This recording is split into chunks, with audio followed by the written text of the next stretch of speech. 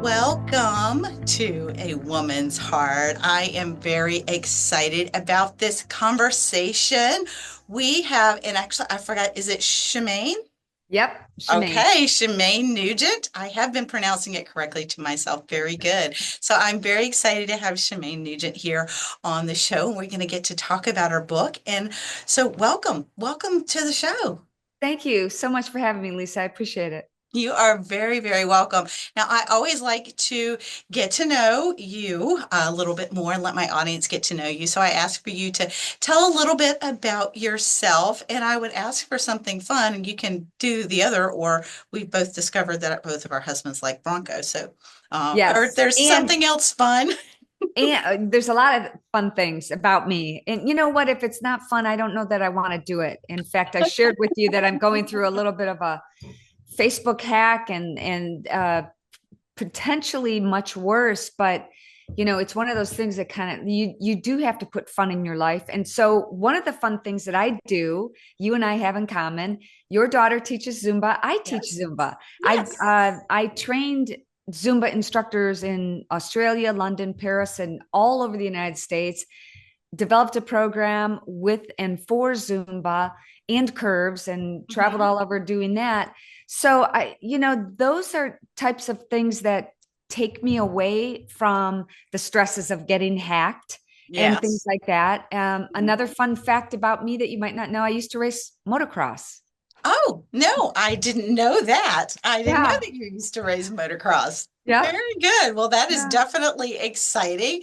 And in the book, it talks about you're a bow hunter, Yes. and that is a big skill. It's a very different kind of hunting. My kids we have some friends that are avid hunters, but they don't do it with bow and arrow. That's a little too precise. It's, you know what? It is difficult, Yes. but I kind of learned backwards. My husband was a bow hunter. I had never hunted, never went to a concert before I met him. And so this was kind of, a whole new world for me. But I learned that bow hunting requires a couple of things: stealth. You do have to be not so much strong. There's a big misnomer. We can get into hunting another time, but Yeah. there's a big misnomer that people think they need to draw a 60 or 70-pound bow, and you don't. I use 30 pounds, which most 10 to 15-year-old kids can draw it back. It's not heavy at all. Most women can, for sure, guys, but it requires stealth and grace. For Mm. example, I if you think about being outdoors in the wilderness, you're in the wildlife, you're in their living room. In your living room, you Yeah. know where every pillow is, you know where if something's out of place. So how do Mhm. you get to the this point where I can draw back a bow in their living room? So it's very difficult, but the other thing that it does, couple of things. It's very calming and peaceful, Yeah. and you can't have your phone dinging all the time. You can't have conversations, you can't listen to music, Hmm. and it requires you to just sit Yeah. and listen to God's great design and watch wildlife. It's exciting and enthralling to be able to be within 20 yards of an animal. Is it's amazing. so Yeah. so Yeah, yeah. and I like how you talked about the importance of nature. And you do have a new book. You've got several books that are out. The latest one is Abundantly Well, and you talk a lot about the health and wellness. And one of the first things that struck me was it wasn't just food and exercise. You really had a whole, I mean, you talked about food and you talk about exercise, but it really was much more of a whole body, like the whole body, the mind, the spirit, the soul as the whole thing in this book. And I would love to know, why did you want to, and obviously this is important to you.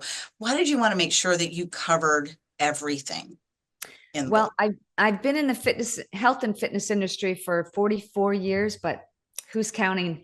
For a long time, and I realized that not only myself, like I in high school and in college, I was 30 pounds heavier than I am now, Mhm. and that trying to lose weight, I remember praying, God, please make me wake up 20 pounds lighter. I remember that when I was in high school. It would be nice. I know, right? Sometimes That it would be prayer very didn't, nice. well, certain things happen, but if you could look great in your workout gear, Mhm. but not be happy inside, Yeah. not have that peace Mhm. beyond understanding that only God can provide. And if you are constantly bombarding your thoughts with negativity, which I think we all are. I just had a conversation with a friend who, several actually, are incredibly anxious right now. I Mhm. think I'm a little bit of a conspiracy theorist, so we can go down that rabbit hole another time. But Yeah. I do think that what we put into our body, that if you look at the chemicals in foods that are in a box on a shelf for Yeah. months or even years, is that good fuel for your sacred temple? No. Mhm. And to have, it is a mind, body, spirit approach to supernatural health and living abundantly well, not just being, ready for that bikini close up, which I'm not going to be doing anytime soon. I will promise you that. And if you see it, it's AI. It's not me. I just want to be well. And for those in your audience who don't know my story, I got sick and almost died from toxic mold. Yeah. And I had 4 different types of mold in my bloodstream and also had pre-emphysema, and I don't smoke. Here I was, once named Detroit's most physical female, and I couldn't walk up a flight of stairs. So what good does it do if I look great in a bikini? If I'm not truly healthy, if I'm sad or depressed or disappointed.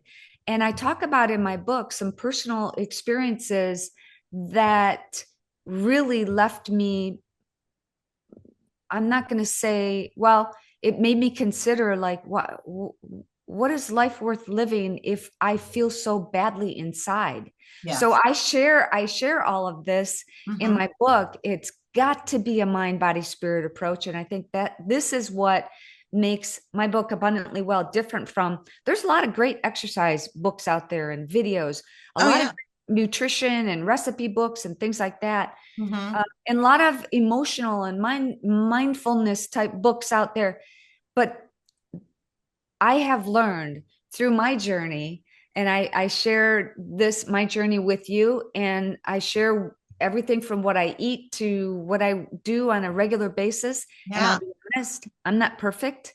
80% of what I do and what I eat is pretty clean, pretty healthy. Yeah. 20%, I like cupcakes and chocolate chip cookies and lasagna and chips and dip and all of that fun stuff. But I think life is meant to be living in balance and Yeah. honoring God. And for those times, going back to grace and stealth, we have to give ourselves grace. Mhm. We Yeah. can't be Good. so hard on ourselves. Or when we do mess up, God is right alongside of us, and he just wants a conversation. He wants to be with us. Mhm. So I'm excited for your audience to be able to check out my book. I hope they do. Yeah, and I liked the 80-20. You mentioned the 80-20 principle. The 80% you eat good, you eat clean, you eat healthy, but there is that 20%. And I have to say, kind of expected that chocolate chip cookie recipe in the back of the book.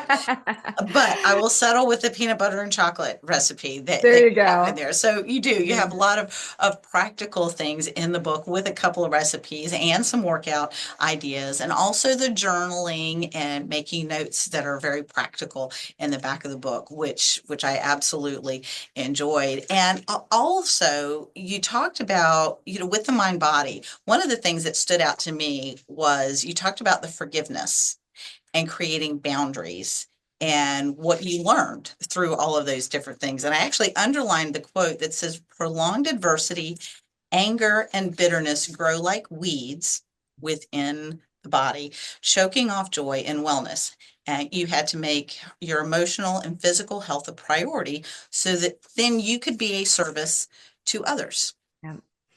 Yeah, I also realized that within, our lives. I did a podcast yesterday with a young person. I don't know what age group, like millennial, Z, X, I don't even know, I but he can't said, "Do you have any?" keep track of them all.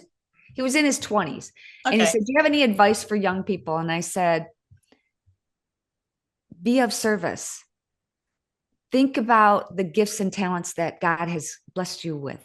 You might not think it's a big deal that you can make cookies, that you're an incredible cookie maker, or help people, you know, you love to organize. What if you volunteered at a nursing home to help organize people's, you know, closets and lives, or just go to someone that you know who is struggling and say, you know, I'm going to help run errands for you. What do you need today? Even if you did it once a month. Yeah. I realize that, you know, the charities that I'm involved with and the things that I've done, those are the most gratifying. And you can't put a price tag on that. Hmm. You know, Yeah. it's the gift that keeps on giving. Yes, it is. And I have noticed that if I'm having a bad day, that if I can go and do something nice for somebody, even if it's as small as just sending somebody a text that says, Yes. "Hey, I'm thinking of you. I hope you're having a Yes. great day." Just doing something simple like that, I can go, "Oh, okay, I feel a little better as well." And I know there have been times where I've been able to give a nice gift to somebody, and I think I was as excited or more excited to give them the gift than they were to even receive it. Yeah. And so, When yeah. you come from a place where, you know, you want to be of service to others. And I think, you know, people, there's a phrase like, you know, if you're going to a wedding or an event or whatever, and you need help with styling, they'll say, well, what's the look you're going for? The look I'm going for in life is well done, good and faithful service. Now, I'm not perfect. I keep None of us trying are. though. Every day I keep trying. Yeah, well, and none of us are perfect. And that's just a completely unrealistic expectation that probably just causes more stress and more wear and tear on us. And you talked about the stress and a lot of how that goes into, I think one of the things that I really appreciated about the book was that it wasn't just about the food and exercise, but even with the food or the exercise, they were small suggestions. It wasn't a cookie cutter, just do this. You gave a Right. lot of different suggestions to really find out what works for you. Yes, you know, a lot of people have asked me over the years, what do you do? What diet do you do? Well, I name a diet. I've been on it. I've tried them all. And in fact, in the 90s, there was a cookie diet. I did that. Oh, It oh, didn't work. It no. didn't work. I was gonna So say, I darn. lay out I lay out everything that I'm doing now. And here's the thing, we all have different genetics, different backgrounds, different environments. So for me to tell you different likes. So for me to tell a guy who doesn't like to dance, the only way you're going to lose weight is if you do Zumba. Well, that's not going to work for him. No. So the beginning of the book, I start with a question, an acronym, WYA, where are you at? Where are you at? Let's talk about where you're at in, maybe you've never worked out before. Maybe you're 40, 50, 60, 70, 80, and you've been of service to other people. You've been putting the needs of your children and your spouse before yours, and you don't even know where to start. I'm going to walk alongside you. I'm going to find out where you're at, help you find out where you're at, Yeah. and then let's determine what works in the pockets of your time. Maybe you don't have 2 hours a day to go to the gym. I don't. I wish I did. Wouldn't that be great? And a Yeah. personal chef and all of that stuff. That would be great, but that's not reality for me. And I know for a lot of other people. So let's find out what you can do, what you like to do. And then here's the good part, mix it up, switch it up. Like Yes. not just one activity, not just lifting weights. You've got to, our bodies have this amazing ability to adapt to different stresses, physically and Yeah. emotionally. And that Yeah. makes us stronger. When you lift weights, it actually tears down the muscle fibers. You let it rest and then Mhm. it grows back stronger. So let's say you start on a workout program, January, you start running and wow, you made some amazing, you lost a pant size or whatever it is. Then a month later, you reach a plateau. Yeah. That is God's great design because now you have to increase the intensity, the duration, or the frequency with which you work out so that you can grow back stronger. So I always encourage the three different elements to a great workout is cardiovascular. You got to have cardiovascular exercise to Yeah. get the hearts and lung going, you have to have strength training to increase bone density and the muscles as we age. This is so important Yeah. for those of Yeah, it us is. in our 50s, 60s, 70s, 80s. And flexibility, another thing. So all three of those components are really critical for a well-rounded workout program. Yeah, and I think sometimes we end up being a little more heavy on one versus the other and may discount the others. And especially in pro sports, they may want to get really strong and really strong, but then if they don't work on the flexibility, they end up being more injury prone. Yes. And so it really is a matter of, you think flexibility, a lot of, well, I don't know how many people would automatically just think of like a dancer or a gymnast, but you need flexibility to move around and get down on the floor with your grandkids. Yes. Be able to Yes. get back up, be able to bend down and put your shoes on. They're just very functional things that if you lose the flexibility somewhere, you go, oh, wow, I didn't realize I needed flexibility to put your pants on by yourself, put your Well, shoes that on. and that happens as we age. Yeah, It's I remember my husband had both of his knees replaced at the same time. that's unusual for them to do that. You At usually do the one at a same time. time. Oh, gosh. And it was quite difficult. He couldn't put his Mhm. socks on. He couldn't put his Yeah. pants on. He couldn't do all that stuff.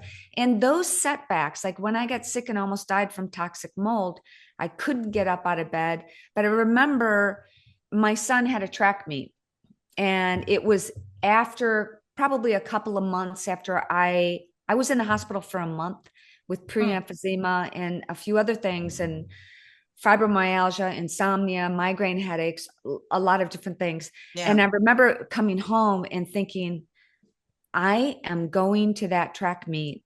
I am going to go there, get in the car and drive to the school. And then I drove to the school and I look at track meets are outside and you have to walk to the field where there's bleachers. I'm looking at those bleachers like, I don't know how I'm going to do that.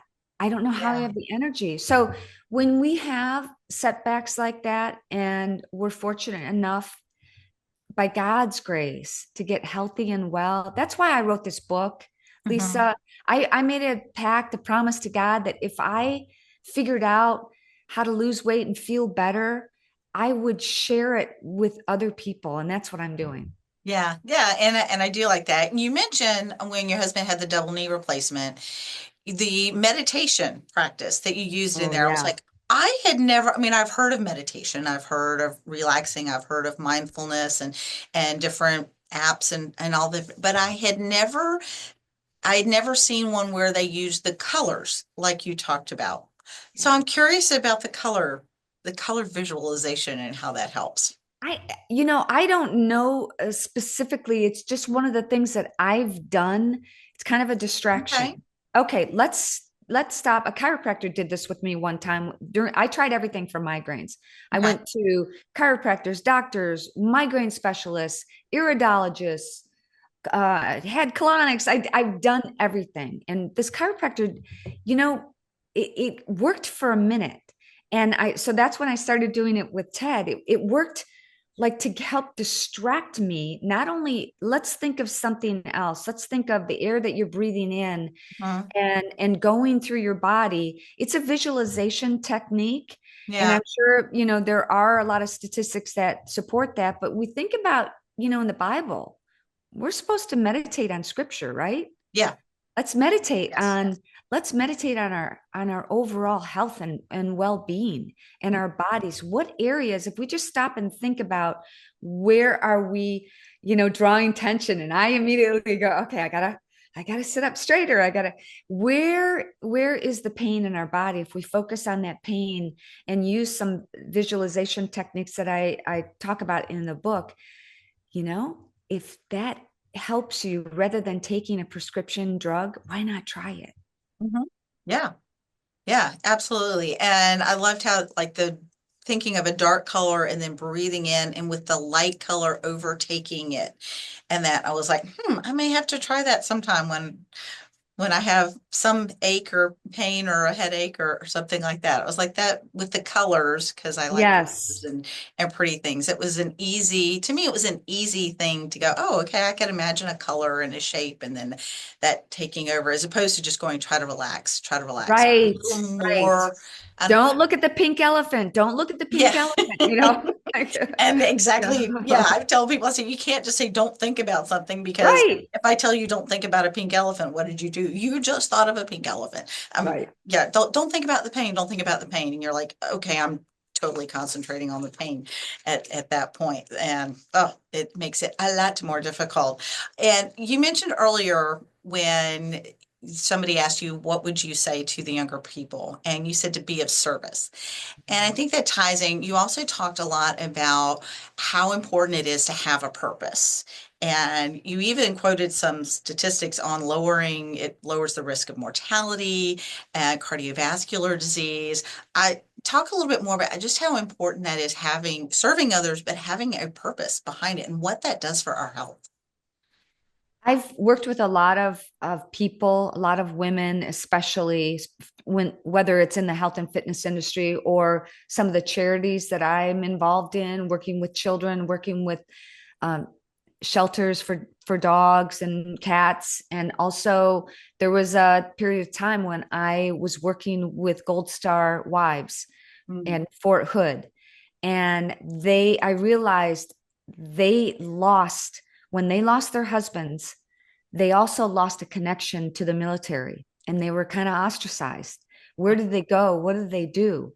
And it's so important, no matter where you're at in life, to find fulfillment and to, again, to be of service. mm, Those are the types of things that, maybe it is a distraction from focusing on, when I'm teaching a group fitness class, when your daughter's teaching Zumba, I can't think about my problems. Even though my Facebook got hacked, even though whatever, X, Y, yeah. or Z, I have to think about the lights, the music. Is the lighting okay? Is the temperature of the room okay?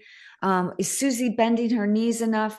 What's the choreography? Because there are about 17 different songs in 1 hour of Zumba class. So that's 17 different choreographies that you have to memorize. Yeah. Not only memorize, but know what's coming next. Mhm. It's an amazing opportunity to just, I can't worry about a text message.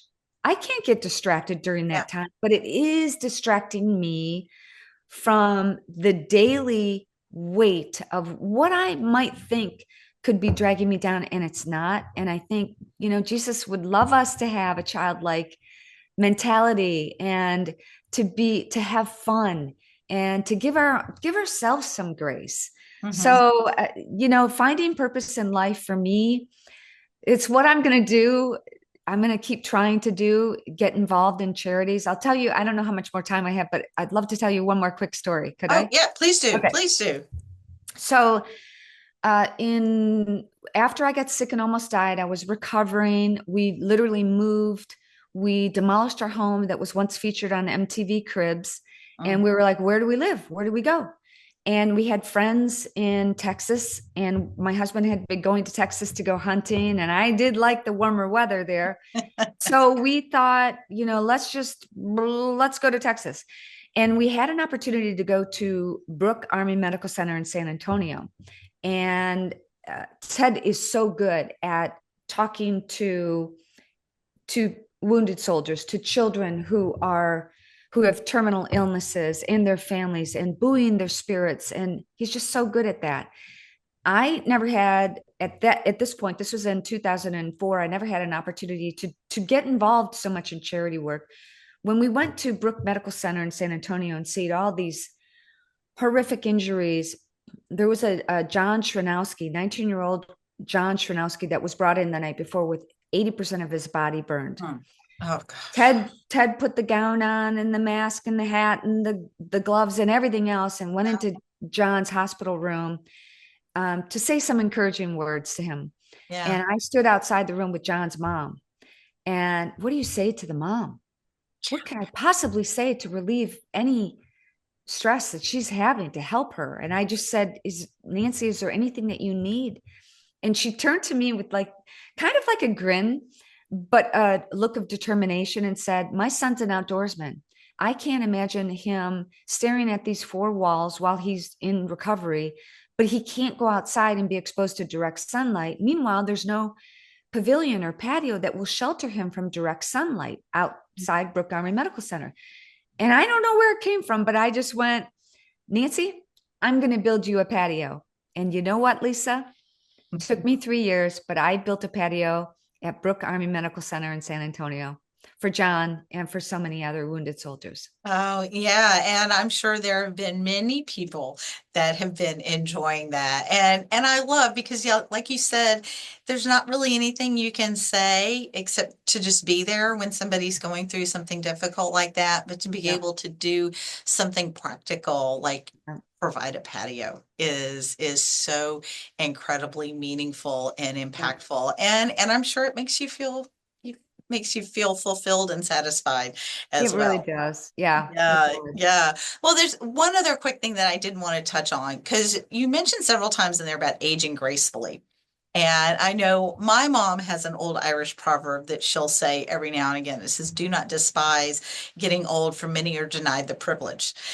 And I also liked how you put it. It said, "Aging gracefully is the practice of looking at growing old as an amazing gift sparked with excitement." Yeah. There are times I'm so blessed that my husband asks me to stop wearing makeup, stop getting my hair done, stop doing my nails, stop all that stuff. Why don't you just, go all natural? And you know what? I have been so appreciative that because I know people that do a lot of treatments and facelifts and things like that. And whatever. I'm going to focus on what I need to do right now. But you know Yeah, what? I think it's a shame that that covers of the magazines are showing models who are, you know, 15 or 20 years old and don't have wrinkles, don't have age spots, don't have gray hair, things like that. If we got back to exalting age and looking at, wow, these elderly people have so much wisdom, yeah, so much to share with us. Some of the best times in my life were sitting and talking with my grandmother and listening to some of her stories and some of the things that she had done in her life. yeah. And I wish I tell a story about Sister Madonna Buder in my book, who Mhm. is dubbed as the Iron Nun. She started running in her 60s and she started doing triathlons and marathons in her 70s. Who does that? Yeah, Like, not me. why isn't she on the cover of Vogue? You Yeah, know? yeah, exactly. Yeah, no, I saw that and I was like, wow, that's such an inspiration. I don't that's not going to be me. But no, what an incredible inspiration. And as I mentioned, one of the things I always like to ask everyone, it kind of circles back around to the purpose thing, but what would you say to encourage someone to pursue the passion that God has placed in their heart? Because you have been able to pursue that passion of wellness and sharing your journey with others. And what would you say to encourage someone else? When I look at my purpose in life, sometimes even at 62, I go, I want to write more books. I've done a documentary. I want to make movies, faith-based films. There's so many things I want to do.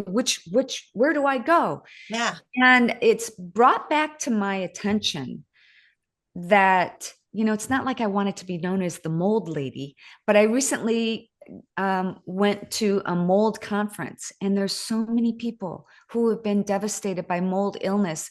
And my other book, Killer House, I wrote a few years ago because I know all about mold. So if yeah, you want to recognize, remediate, and recover from toxic mold, get that book as well. But I yeah, do talk about it in Abundantly Well. Abundantly Well is like what to do after you. The reason I wrote Abundantly Well is like, okay, it can't just all be doom and gloom and depressing. yeah. How do I get people healthy again? And that's why I wrote Abundantly Well. But I think about my mess, the mess in my life, being sick and sickened from toxic mold. It's not glamorous. No, It's not a not. People might think, oh, she's married to a rock star. She got it made. Really? That's a mess, but my mess became my message. Mhm. And I Yep. think if we look at our messes in life, maybe that can help somebody. Maybe you're getting through that mess can help somebody who's at where you were. Mhm. Yeah, I totally agree. I love how God will use that and take the messy moments of our life and use that to help other people. Well, Shemane, if somebody would like to get the book, connect with you, get some of your other books, find your documentaries, whatever, what is the best way for them to connect with you?